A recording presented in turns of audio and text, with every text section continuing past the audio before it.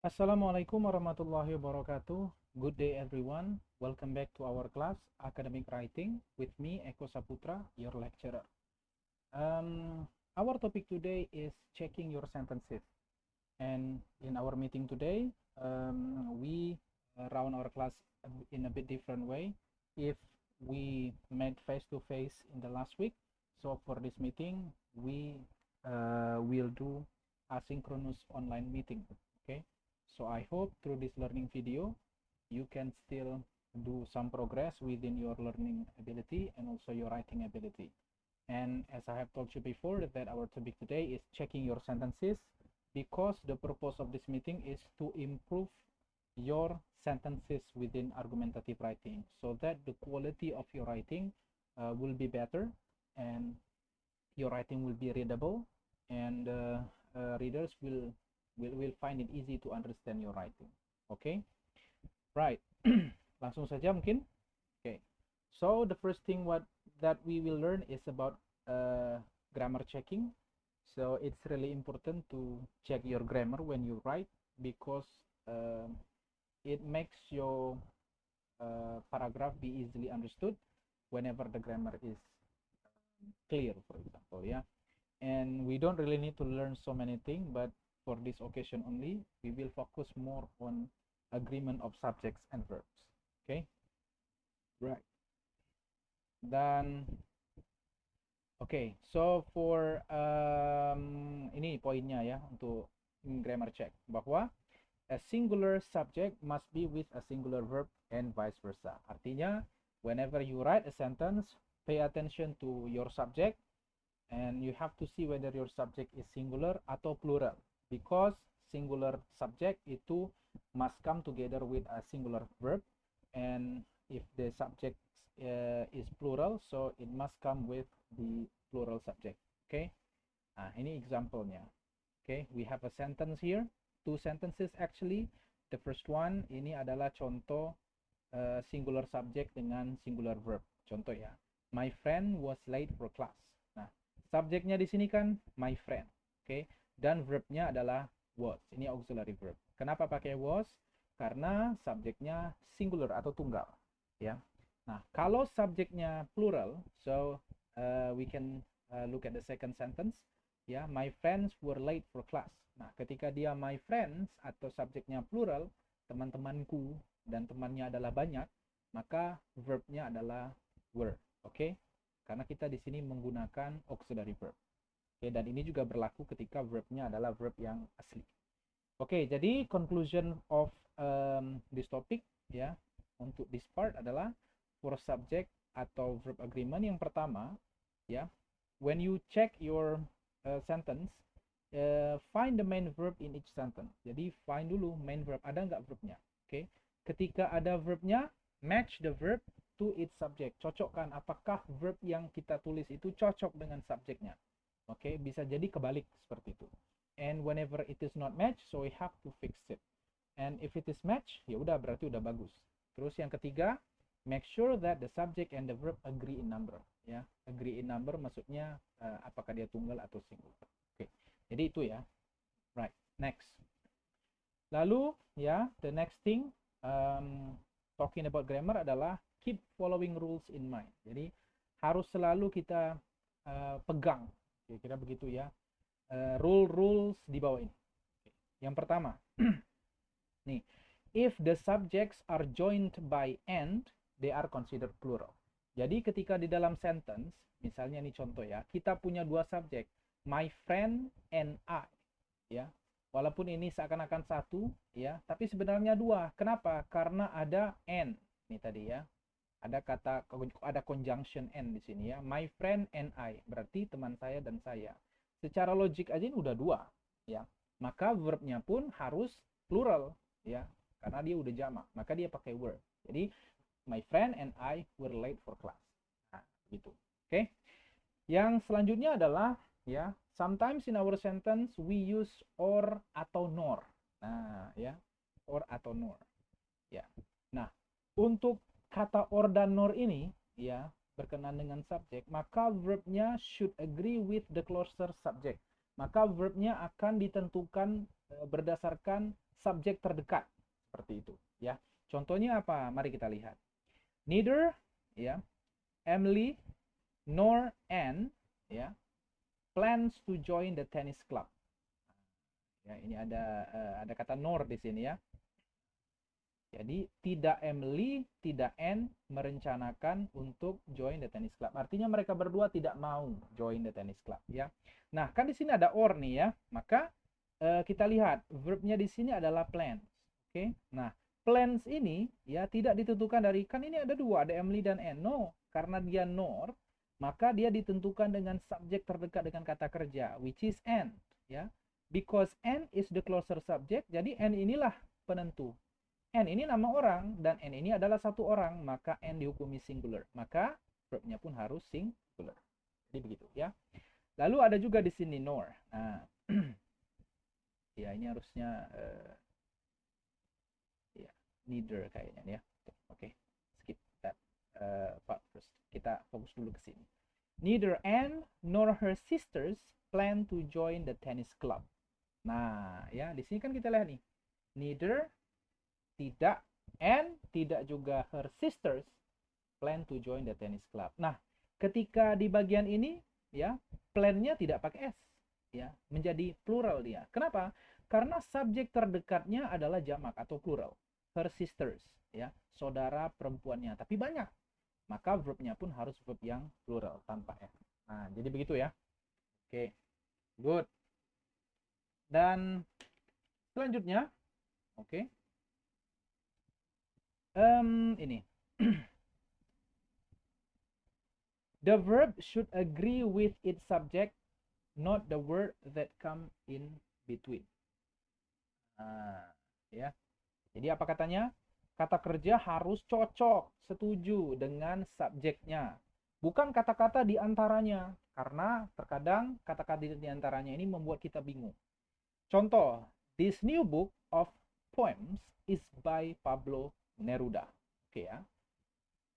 Buku baru ini, ya, buku baru apa? Dari puisi-puisi. Is by adalah oleh Pablo Neruda. Ya. Nah, jadi di sini yang perlu kita pahami adalah subjek aslinya apa? This new book. Buku, bukan poems, ya. Ada dua yang menjelaskan. Karena satu poems ini dia muncul setelah preposisi. Yang namanya kata yang muncul setelah preposisi pasti bukan subjek. Itu satu. Yang kedua, dia hanya menjelaskan buku apa? Buku poem. Kan gitu kan? Nah, maka subjeknya adalah book, bukan poems. Nah, karena itu kita lihat booknya tunggal, ya kan? Nah, maka verbnya pun harus tunggal atau singular. Maka dia pakai is. Nah, berbeda dengan the second sentence, the poems in this book are by Pablo Neruda. Oke. Puisi-puisi di dalam buku ini ya adalah oleh Pablo Neruda, ya. Walaupun seakan-akan wah yang paling dekat verb adalah this book, tapi ini bukan subjeknya, ya. Dan dia tunggal, bukan. Sedang verbnya adalah yang are ini ditentukan dari subjek aslinya. Subjeknya adalah poems. Karena kalau kita pahami maknanya, dia tidak berbicara tentang buku, tetapi ini subjeknya poems, kan gitu. Kalimat aslinya bisa jadi the poems are by Pablo Neruda, bukan the book, kan gitu, ya. Maka jangan pernah berdasarkan dari kata yang muncul di antaranya, apalagi diawali oleh preposisi. Ada in, ada of, maka dia pasti bukan subjek. Subjeknya adalah ya harus kita cari sendiri, ini yang asli, ya. Oke, jadi itu. Good. Nah, selanjutnya ya, we also need to keep in our mind this rule. Ini adalah pronouns atau kata ganti yang sering muncul dalam tulisan kita, ya, kita pakai sering sekali. Ada anyone, ya, setiap orang, anything, each, either, everybody, everyone, everything, one, neither, somebody, someone, something, no one, nobody, none, nothing. Oke? Nah, seluruh ini walaupun jika di dalam bahasa Indonesia seakan-akan artinya plural atau banyak, ya, tetapi di dalam bahasa Inggris sudah menjadi convention atau agreement mereka bahwa ini dihukumi tunggal. Everybody, setiap orang. Ya, maka dia dihukumi tunggal, langsung hukumi tunggal. Artinya jika bertemu verb, maka verbnya harus verb yang singular. Oke? Good. Nah. Oke. Tuh, contohnya ya. Oke. Nah, selanjutnya adalah ini kebalikannya, ya. Kalau pronoun-pronoun ini yang muncul, nah ya, malah dia akan menjadi apa? Menjadi plural. Both, few, many, ya, others, dan several. Oke, let's go back to the previous slide. Ini nggak ada contohnya ya. Nah, contohnya harusnya bisa dibuat. Misalnya, ini bisa nggak ya? Oh, ada pen di sini. Ya, misalnya everybody. Nah, misalnya kita buat di sini ya. Sulit juga ya kalau sini everybody misalnya di sini ya. Oke. Sorry, I don't have that electronic pen ya. Everybody. Okay, it's it's really bad handwriting ya. Okay, everybody. Oke ya. Nah, ini kan everybody nih ya. Maka misalnya everybody is safe, adalah aman. Maka bukan pakai are, tetapi dia pakai is. Kenapa? Karena everybody ini sudah dihukumi singular. Jadi kita bisa buat everybody is exactly safe. Oke. Jadi itulah ya, walaupun diganti anyone, anything, each, either, ya, mau diganti someone juga someone is safe, tetap ya artinya dia dihukumi singular. Oke. Kalau ini kebalikannya, ya, ini kebalikannya, dia malah menjadi plural. Contohnya ini, several of the students are required to write an essay. Several itu adalah subjeknya, ya, maka verbnya several, ya, plural dia. Ini kebetulan pakai apa namanya passive verb ya. Jadi ada to be dan verb 3, maka to be-nya plural, ya. Atau ini, others want to start the movie later. Others adalah subjeknya, ya, sama kayak ini, maka verbnya pun menjadi seperti subjeknya. Subjeknya plural, verbnya plural, ya, tidak ada s. Oke ya, good. Lalu selanjutnya, rule selanjutnya adalah use a singular verb with expressions of time, money, measurement, weight, and fraction. Oke. Kita menggunakan verb yang singular, tunggal, untuk ekspresi-ekspresi waktu, uang atau duit, uang ya, measurement, pengukuran-pengukuran, weight, berat, dan juga fraction, pecahan. Ya. Walaupun akan membingungkan, ingat 1, 2, 3, 4, dan 5 hal ini harus dihukumi singular. Contoh, 2 hours, 2 jam is enough time to study for the test. Ya, jadi bukan 2 hours are, 2 jam itu apa namanya are, ya, 2 jam itu singular. Walaupun dua ini kan tapi 2 Pak, enggak, ya. Even though it looks like it's 2, ya, but because it is considered as the part of apa namanya time, maka dia tunggal, ya. 2 jam adalah sebuah kesatuan dan dia tunggal. Lalu untuk uang nih contoh, $25, $25. Seems like a reasonable price for this sweater. Ya, $25 nampaknya. Nah, ini verbnya ini kan? Ya. Kenapa dia pakai s? Kalau verb dia pakai s, maka dia tunggal berarti dihukuminya, ya. Berarti $25 ini adalah juga tunggal karena dia berkenaan dengan uang. Uang itu dihukumi tunggal. Oke, good, ya. Dan ini sering sekali kita dalam tulisan. Most of the time we nggak tahu ya, intentionally or not intentionally, sometimes we make mistake because we don't really pay enough attention to this detail. Okay, good. Nah, selanjutnya ada agreement of pronouns and nouns. Okay, di dalam bahasa Inggris, bahasa Indonesia juga ada sih sebenarnya. Ada kata benda dan kata ganti kata benda. Ya, oke. Ini kata bendanya dan ada kata ganti kata benda yang kita kenal dengan pronoun. Ingat, pronouns dengan nouns ini dia harus cocok supaya dia difahami dan dimengerti. Contohnya begini. When a student eats in the cafeteria, ya, ketika seorang siswa ya makan di kafetaria, he or she must show a student ID. A student, cowok cewek nih, nggak tahu ya, maka kita pakai he or she, dia ya, dia laki-laki atau dia perempuan. Ya. Kalau kita pakai they nggak cocok, kenapa? A student, satu cuman ya studentnya, maka dari itu yang cocok adalah he or she, gitu. Oke. Nah, lalu selanjutnya ya, nah, nih, When students eat in the cafeteria, they must show a student ID. Ketika para siswa, berarti ini plural toh? Ya, exactly. Since this word is plural, maka ketika kita memberi pronoun, ya kata ganti orang ini, maka dia harus yang pronoun yang plural juga. Students ini pasangannya adalah mereka. Mereka must show a student. Kalau kita ganti he or she, bingung orang kalau membacanya.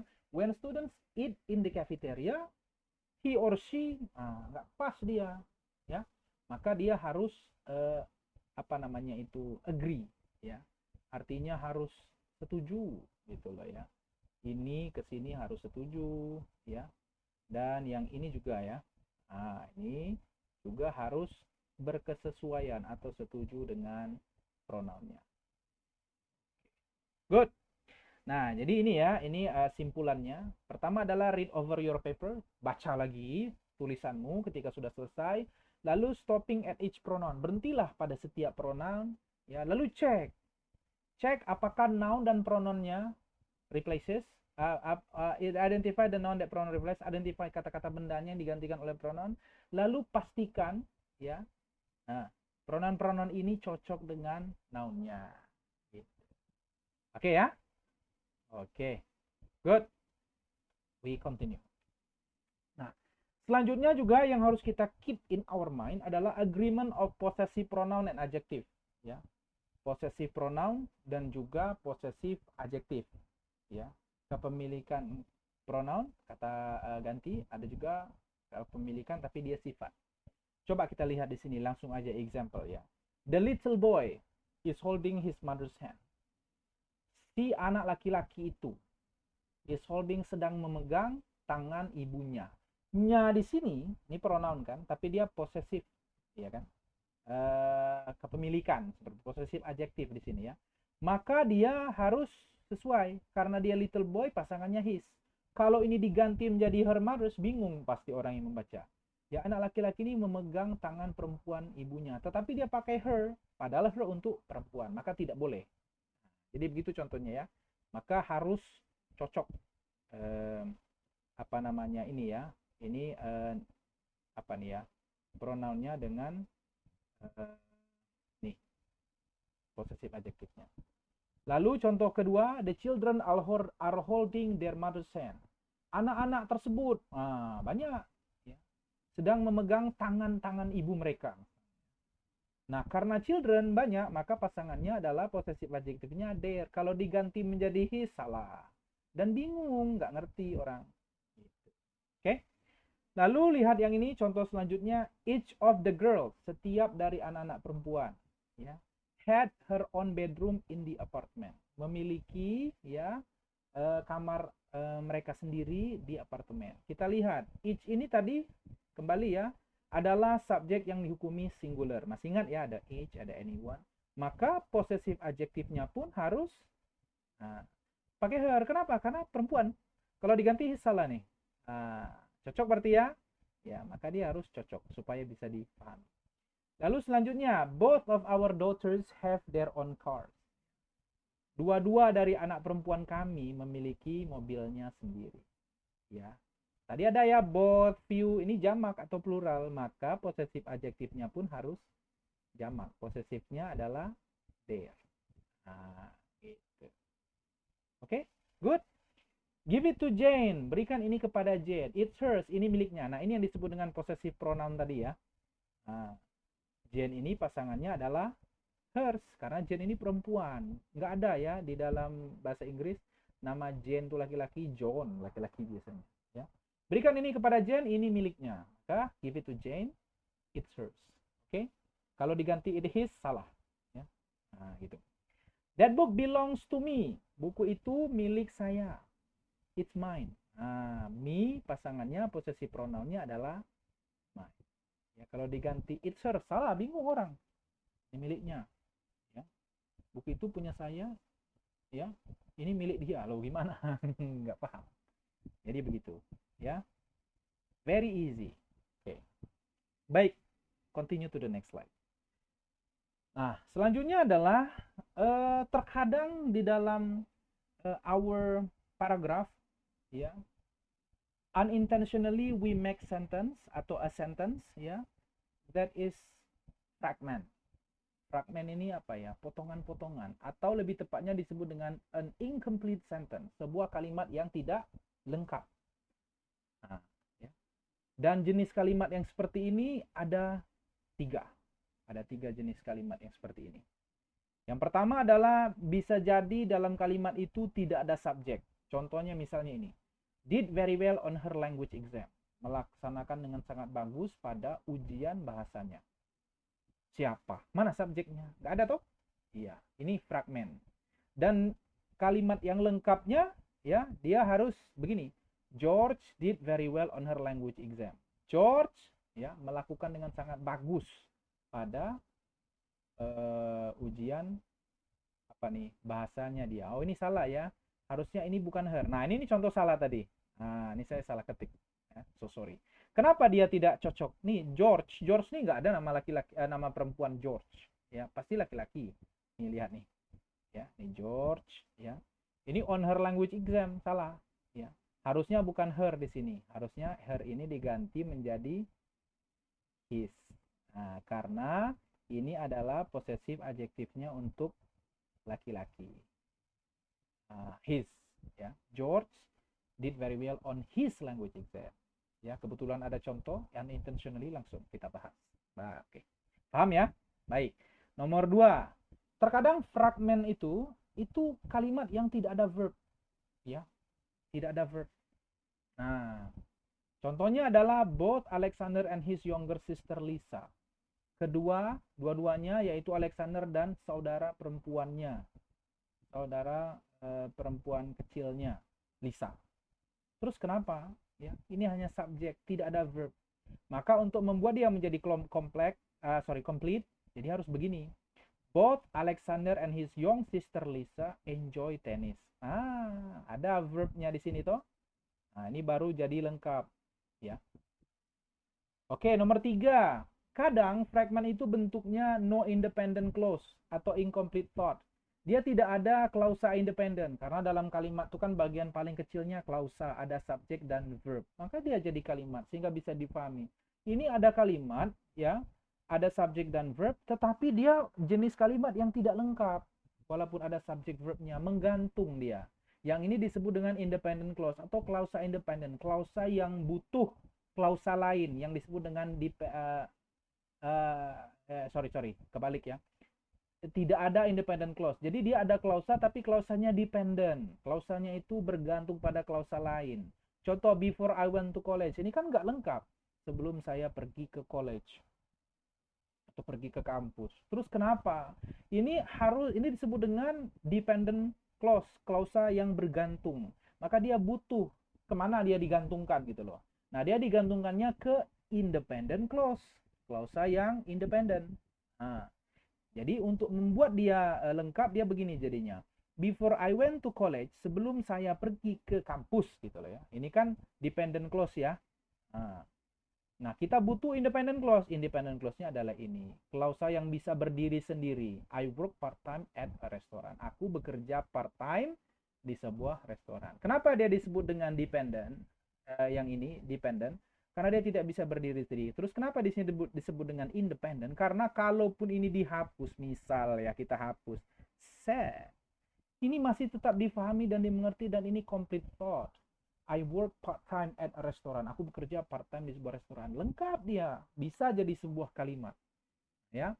Jadi kalau tanpa independent clause maka dia menjadi dependent clause dan itu adalah di antara dari ciri kalimat yang fragment. Putus, potongan-potongan, tidak lengkap. Oke? Kenal berarti ya? Oke, berarti harus dihindari. Nah, berikut adalah apa namanya ya, kalimat-kalimat yang kalau ketemu dengan kata-kata di bawah ini di awalnya, ya, maka dia akan berubah menjadi apa namanya ya, dependent clause atau klausa dependent. Disebut dengan subordinating conjunction. Ini adalah kata hubung subordinate, kata hubung untuk klausa-klausa yang dependent, ya, klausa-klausa yang ya butuh klausa independen yang tidak menjadi kalimat utuh. Dari after, although, as, because, before, despite, sampai ke that, sampai ke whenever, dan sampai ke whose, ya. Nah, ini kata hubung semua nih. ya. Oke. Nah, contohnya begini. Because the meteorologist predicted rain. Because ada di sini ya, because nih. Ya. Oh, sorry, agak ini ya. Ini because. Nah, ini kan kalimat yang mana nih tadi? Muncul sendiri toh. Because the meteorologist predicted rain. Kalimat yang didahului oleh sebuah apa nih? Subordinating conjunction, maka ini bukan kalimat lengkap. Maka dia butuh yang namanya independent clause, klausa independent, ya. Ada dua cara yang bisa kita lakukan untuk membuatnya menjadi sebuah kalimat yang lengkap sehingga bisa dipahami. Yang pertama adalah make ya the dependent clause a complete sentence by removing because. Jadi buang because-nya atau buang subordinating conjunction-nya. Maka tanpa itu dia akan menjadi the meteorologist ya predicted rain. Kalimat yang lengkap dan bisa difahami ya. Ahli meteorologi memprediksi hujan. Gitu kira-kira ya. Baik. Atau yang kedua, karena dia dependent clause maka kasih independent clause-nya. Ya kan? Gitu kan? Kasih independent clause-nya biar dia bisa difahami dan lengkap. Ya. Because the meteorologist predicted rain, kasih independent clause-nya. I took my umbrella with me. Baru dia dipahami kan? Karena ahli meteorologis memprediksi hujan, aku mengambil payung untuk diriku. Gitu. Paham ya? Oke, jadi berhati-hati dengan yang namanya apa namanya ini berhati-hati dengan subordinating conjunction karena kalimat dengan subordinating conjunction itu rawan menjadi fragment ya. Untuk membuat dia tidak menjadi fragment, jika Anda tidak membutuhkan conjunction ini hapus, maka dia akan menjadi sebuah kalimat yang sempurna. Jika Anda membutuhkan ini karena informasinya memang begitu, maka pastikan dia terhubung ke sebuah independent clause atau klausa yang bisa berdiri sendiri. Good, lanjut. Itu tadi fragment sudah. Selanjutnya ada yang disebut dengan run-on sentences. Ya, most of the time, ya, I can find that through my students' paper, some of them write run-on sentences. Apa sih run-on sentences? Ini definisinya atau definition. A run-on sentence occurs when two complete sentences are written as one sentence. Ya. Ketika dua kalimat yang sebenarnya sudah lengkap muncul bersama, maka dia menjadi run-on. Ya. Kalimat yang dua-dua lari gitu kira-kira. Mungkin kan balap. Ya. Pengen saling maju satu sama lain gitu loh ya. Akhirnya dia tidak tidak harmoni. Ini contoh. Sue loves to cook. Ya, she is always in the kitchen. Ini kan dua kalimat sempurna ini. Sue loves to cook. Sue suka masak. She is always in the kitchen. Dia selalu berada di kitchen atau di dapur. Ini salah. Ini disebut dengan run-on sentence. Ya, example of run-on sentence. Nah, bagaimana kita memperbaikinya? Ini ada 3. Sorry ya, if I type 111. Yang pertama adalah kita bisa menggunakan punctuation untuk memperbaiki kalimat itu. Punctuation itu tanda baca. Kita kasih titik. Ya. Sue loves to cook. Titik. Lalu we continue. She is always in the kitchen. Dia selalu berada di kitchen. Benar dia, dua kalimat sempurna dipisahkan oleh titik. Atau dengan yang kedua, kita letakkan koma. Tetapi ditambah dengan coordinating conjunction. Ditambah dengan conjunction menjadi Sue loves to cook and she is always in the kitchen. Ya, Sue menyukai atau mencintai memasak dan dia selalu berada di kitchen. Independent clause-nya ini, dependent clause-nya. Oh enggak, ini dua-dua sama-sama ini ya, sama-sama independent clause. Ya, ini dua-dua sama-sama independent clause, tapi ditambah dengan apa ini ya? Coordinating conjunction. Ya, maka dia lengkap, harmoni dia, tidak balap satu sama lain, ingin mendahului satu sama lain. Lalu yang ketiga yang bisa kita lakukan adalah use a subordinating conjunction to connect the two clauses. Jadi kita bisa menggunakan subordinating conjunction ya, bukan coordinating conjunction. Kalau coordinating conjunction ini ya but, and, or ya. Kalau ini pakai subordinating conjunction ya untuk menghubungkan dua klausa yang kayak tadi ini. Sue loves to cook because she is always in the kitchen. Kalau kita analisis tadi, maka kita bisa mendapatkan kalimat begini. Sue loves to cook. Sue mencintai untuk memasak. Nah, ini sebenarnya adalah independent clause-nya. Nah, independent clause. Because she is always in the kitchen. Karena ini subordinating conjunction yang bertemu dengan subject lalu verb, maka ini udah dipastikan ini dependent clause. Ya. Nah, ketika dependent clause bertemu dengan independent clause, berarti ini bergantung ke sini, maka dia menjadi kalimat sempurna. Maka dia tidak menjadi yang kita sebut dengan run-on sentence tadi. Jadi dia tidak menjadi ini. Oke. Easy, busy, busy, lemon, squeeze. Oke, lanjut ya. Baik. Nah, lanjutannya adalah selesai. So, thank you so much for this meeting today. Yeah, I'm so happy that you watch this video. I hope you can understand my explanation and also you can apply this knowledge to your writing or to your academic paper or anything that you want to write. Okay, so that your writing product will be easily understood by your readers. Karena kenapa? Ya, kembali lagi mungkin bahwa sebuah kalimat itu ada syaratnya seperti itu ya. Ketika kita akan membuat sebuah kalimat itu ada syarat sehingga dia bisa dipahami. Oke, syaratnya adalah paling tidak ada satu subjek dan verb seperti itu ya. Dan juga subjek dan verbnya itu harus saling berkesesuaian seperti itu. Kalau singular dengan singular verbnya, kalau dia plural dengan plural seperti itu ya. Lalu jangan sampai dia fragmen, putus, ya kan, menggantung dia. Lalu selanjutnya jangan pula dia run on ya, competing each other, kayak pengen maju-maju seperti itu ya, pengen dua-duanya nggak mau kalah.